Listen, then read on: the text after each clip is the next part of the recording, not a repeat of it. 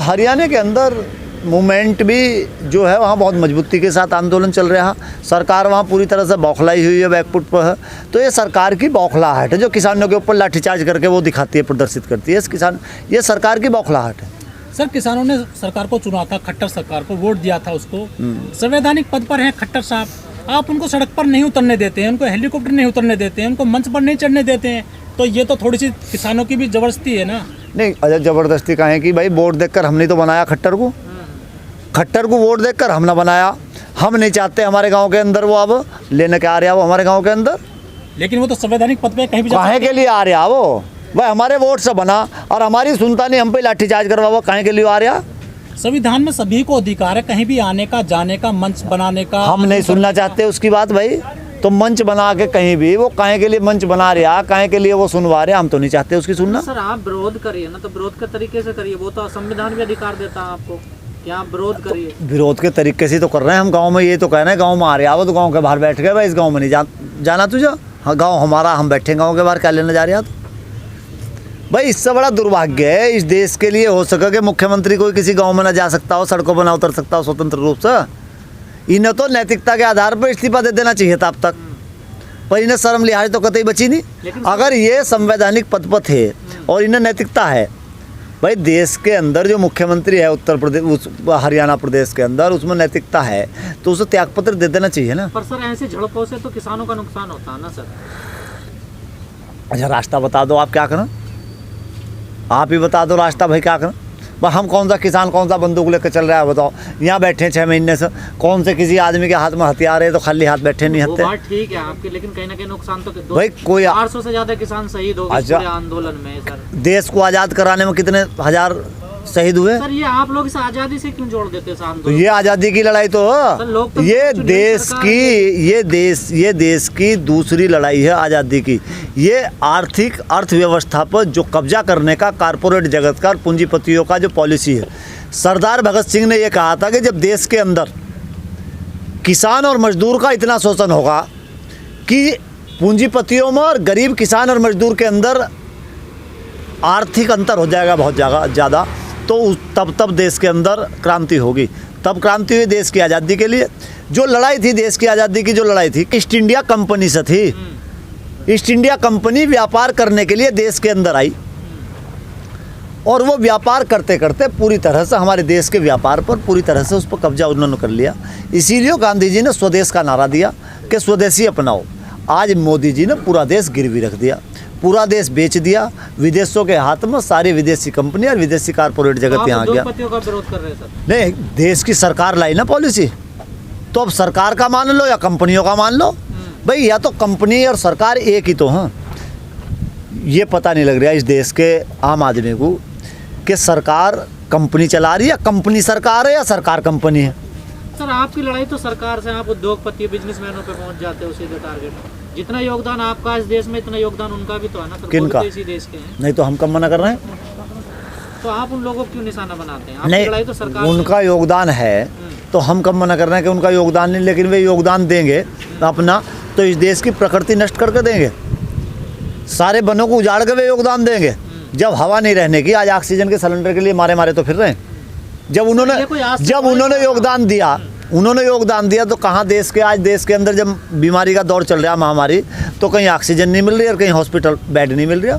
बच्चों को शिक्षा नहीं मिल रही। शिक्षा भी भाई, शिक्षा पर उनका कब्जा, स्वास्थ्य पर उनका कब्जा और सुरक्षा पर उनका कब्जा होना जा रहा है। और बाकी रेलवे फेलवे सब बिकीली, भेल सेल गेल पेल सब बिकीली। कागज़ इनका और कलम इनका। भाई थाने में जहाँ थानेदार रपट लिखने जा, कागज़ और कलम उसका, जीडी भी उसकी और कलम भी उसका ही। अब जो जी करे वो लिख ले। वो भाई लिखने वाला वो, कागज़ उसका कलम उसका। तो ये तो मालिक हैं, तो देश के मालिक हैं। कागज़ इनका कलम इनका है, कुछ लिख लो। मूवमेंट चला रहे हैं, उनका साथ दोगे आप? किनका? छत्तीसगढ़ में, झारखंड भाई जो सही मूवमेंट है, जो जल जंगल ज़मीन बचाने के लिए लड़ाई है, उस मूवमेंट का बिल्कुल हम हमेशा साथ देते हैं, लेकिन हम किसी भी उग्र आंदोलन का सहयोग नहीं करते। हम अहिंसावादी हैं और अहिंसक आंदोलन चाहते हैं।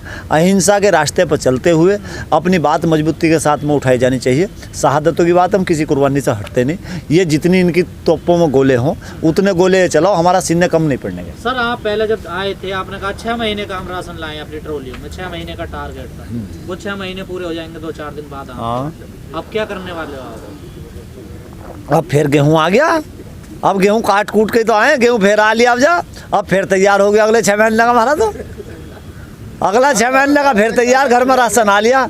ये तो प्रधानमंत्री इस देश का झूठा, यो तो महामारी की आड़ में बच गया। यो कहते हैं ना MSP था, MSP थी, है और रहेगी। इन्होंने खरीदा क्या गेहूँ MSP पर? यो पार्लियामेंट पर बिकता गेहूँ अगर यो महामारी ना होती तो कहीं हमने भी थोड़ा सा सहयोग कर दिया। अन्य गेहूँ के ट्रॉले भर भर खाते, वो रखा घरों में भी बनियों ने लूट पाट लिया थोड़ा बहुत, पर रखा। यो जरा सी बीमारी अब हल्की सी हो जाए। फेलियर कहाँ रह गया किसानों का सरकार के बीच में तालमेल में? ये सरकार की हिटलरशाही है, सरकार नहीं है। सरकार कारपोरेट जगत चला रहा है और कारपोरेट कंपनी में अभी भी आपसे कह रहा था कि हमें तो ये पता नहीं कि सरकार देश के अंदर है या कंपनी देश के अंदर। कंपनियां चला रही इस देश को या सरकार चला रही। वो आप कह रहे थे ना कि लोकतंत्र की चुनी हुई सरकार, लोकतंत्र वोकतंत्र तो इन्होंने ठाकर टांडी पर रख दिया। कहीं गाँव में एक कहावत होती, लोकतंत्र में ऐसा थोड़ी ना हो, लोकतंत्र में ऐसा आंदोलन थोड़ी ना चलो इतने लंबे लंबे। लोकतंत्र में तो सुनी जाती है। लोकतंत्र का मतलब है लोक का तंत्र। सर तो रास्ता कैसे निकलेगा? किसान भी जिद पर है, सरकार भी जिद पर है। हम जिद पर नहीं है, हमारी कोई जिद बिल्कुल नहीं है। जिद इनकी है। इन्होंने कहा MSP था, है और रहेगा, हम MSP दे दो। तो वो तो है, तुम अपने माध्यम से बूझ लियो। अगर ये कहते हो ना MSP था, है और रहेगा, तो मैं बिजनौर जनपद का रहने वाला हूँ, तो इनसे बूझ लो कितने कुंटल गेहूँ खरीदा MSP पर। योगी जी के तरह रिकॉर्ड तोड़ खरीद। हाँ, तो वो रिकॉर्ड तोड़ हमें बता तो दे, मैं कौन से किसान का खरीदा। बे फर्जी सहरे नाम साम लिखकर सब जो खाना पूर्ति कर रहे हैं, ये कुछ ना कर करा रहे। ये तो कोरोना की आड़ में। अरे जब पिछली बार गेहूं की खरीदर वो थी तो कोरोना फैल गया, अब की बार भी बुखार और वो था। अरे ये इनका फेल्योर ही तो, और क्या है। सरकार पीछे हटते 2 कदम तो क्या आप लोग भी हटोगे पीछे? हम तो पीछे ही हटे। किसान की कोई जिद हो, किसान से बड़ा आदमी और कौन है? बस किसान से बड़ा दिल किसी का है क्या? सरकार हटा तो सही, हो जाएगी। कहीं इनके मन में जो बहम होगा, अब भाई सत्ता को बड़ा बहम रहे। बस बैलेट से चुनाव करवाए उत्तर प्रदेश में जिला पंचायत के, तो इन्हें रिजल्ट इनके सामने आ गया, तो इन्हें कहीं घमंड है कोई अपनी उस पर। आपका किसान लठ लेकर बैठेगा, किसान बैठेगा लठ लेकर आपको देखेंगे हम क्या नाम कैसे ये ईवीएम में गड़बड़ होती है। बस कुछ ना कुछ तो जुगाड़ होगा जरूर भाई। इतना बहम कहीं का पाल रखा है इन्होंने? पश्चिम बंगाल में गड़बड़ हुई है क्या? नहीं, बहम कहीं का पाल रखा है इन्होंने, बताओ। और भाई कहीं का बहम है फिर? भाई किसान सड़कों पर, लोग गांव में नहीं बढ़न दे रहे, तो बहम कहीं का है ना? वो तो कहते हैं हमें अपने वोटर पे विश्वास है, हमारा वोटर तो बिल्कुल विश्वास है तो पता चल जाएगा आपका, करवा लियो चुनाव। अभी क्षेत्र पंचायत के और जिला पंचायत के जो चुनाव हुए उत्तर प्रदेश के अंदर, उनमें जनता ने जवाब दिया भारतीय जनता पार्टी को।